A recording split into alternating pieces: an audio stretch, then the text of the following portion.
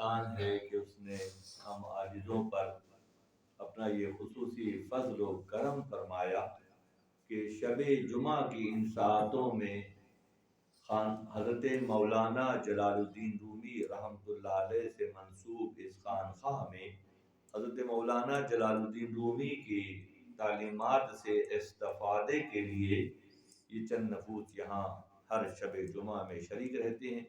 یہ سعادت بزور بازو نیز تانا بخشن خدا یہ بخشندہ کہ اللہ تعالیٰ کی خصوصی توفیق ہی کی بنیاد پر ایسا ہو پاتا ہے کہ ہمارے حصے میں یہ سعادتیں آتی ہیں کہ خطب الاقطاب حضرت مولانا جلال الدین رومی رحمۃ اللہ علیہ کہ اس بامانی کتاب مثنوی شریف سے ہم استفادہ کرتے ہیں، اور کشاں کشاں الحمدللہ ثم الحمدللہ ہمارے قلوب میں ہمارے دلوں میں اللہ اور اہل اللہ اللہ کے انبیاء اور اللہ کے دوستوں کی محبت جاگزی ہوتی چلی جا رہی ہے۔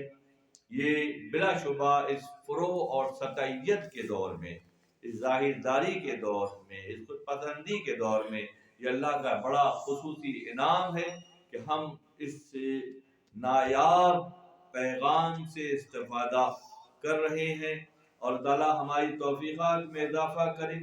ہم دفتر ششم میں ہیں، اور میں نے پہلے بھی عرض کیا تھا کہ دفتر ششم مثنوی شریف کے 6 دفاتر ہیں، اور ہر دفتر اول دوم سوم چہارم پنجم ششم 6 دفاتر، ہر دفتر گزشتہ کے اول کے مقابلے میں دوسرا جو پیغام ہے وہ بہت اعلیٰ اور ہے، دوسرے مقابلے میں تیسرا دفتر ہے۔ اسی طرح سے مثنوی شریف کے دفاتر کی مثال آسمانوں کی سی ہے۔ پہلا دفتر پہلے آسمان کی نمائندگی کرتا ہے، وہاں کی اطلاعات وہاں پہنچاتا ہے، وہاں کے رموز و نکات کو نمایاں کرتا ہے۔ اسی طرح جیسے جیسے ہم آگے بڑھتے جاتے ہیں اور ہم بنیاد کو سمجھ کر جب چلتے ہیں تو بہت سی وہ باتیں جو اب تک ہمارے لیے بڑی حیرت کی تھیں وہ کھلتی چلی جاتی ہیں، اور یہ پیغام ہمیں ملتا چلا جاتا ہے۔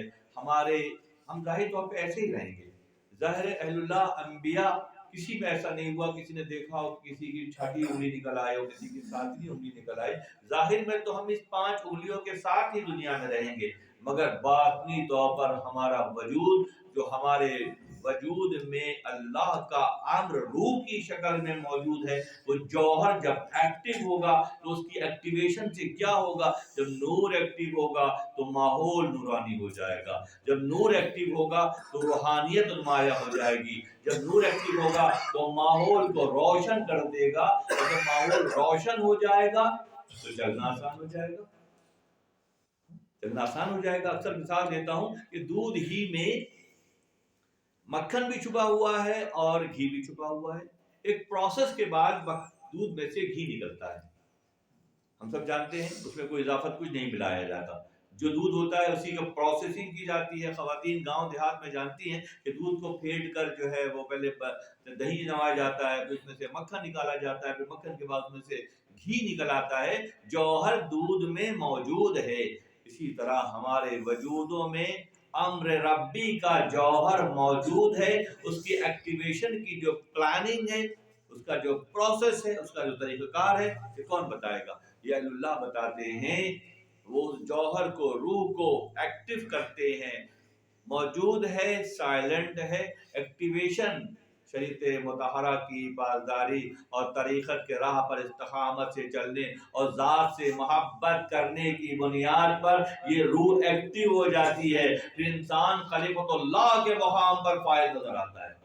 خلیفۃ اللہ کون ہوتا ہے؟ وَإِذْ أَرَدَ شَيْئًا، جس طرح اللہ ارادہ کرتا ہے اور وہ کہتا ہے کہ ہو جا، اسی طرح خلیفۃ اللہ ارادہ کرتا ہے اور کہتا ہے کہ ہو جا تو ہو جاتا ہے۔ تو مقام ہے، کالے گورے، مشرقی مغربی، شمالی جنوبی کی کوئی تخصیص نہیں ہے۔ جو محنت کرتا ہے، جو اس راہ پہ استقامت سے چلتا ہے، اس کے حصے میں سعادتیں آتی چلی جاتی ہیں۔ مولانا روم رحمۃ اللہ علیہ کی یہ ماہ مبارک مولانا کا ماہ مبارک، ہمارے لیے تو عید کا مہینہ ہے۔ یہ مولانا کے چاہنے والوں کے لیے عید کا مہینہ ہے۔ یہ خوشی کا مہینہ ہے، بساط کا مہینہ ہے، کشادگی کا مہینہ ہے. ہمیں شکرانہ ادا کرنے کا موقع اللہ کی طرف سے ملا ہے، تو ہم پر واجب ہے کہ ہم شکرانہ ادا کریں کہ اللہ ہم پلٹ کر دیکھیں 5 سال 10 سال 15 سال پہلے ہم کہاں کھڑے تھے اور آج ہم کہاں کھڑے ہیں. آج ہم پچھلے کے مقابلے میں ہر زاویہ نگاہ سے بہتر مقام پر کھڑے ہیں. جو گمان لے کر آئے گا اس کے ساتھ ویسے ہی معاملہ ہوگا.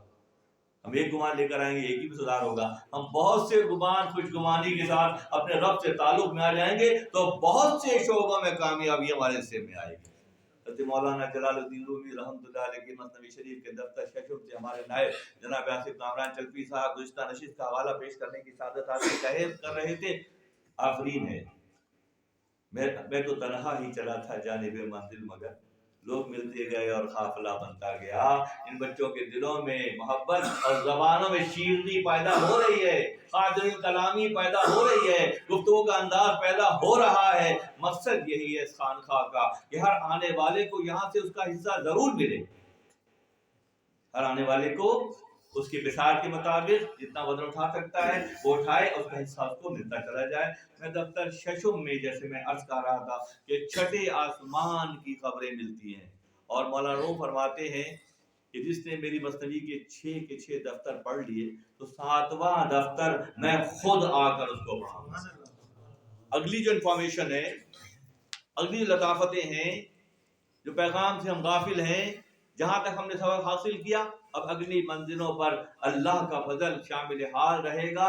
اور تصرف اہل اللہ کے دوستوں کی گرفت کیسی ہے، اللہ اپنے دوستوں کو کیسے نوازتا ہے، اس نوازش کو اللہ کے دوست مخلوق خدا میں کس طرح تقسیم کرتے ہیں، یہ مثنوی شریف کے اسباق ہیں. آج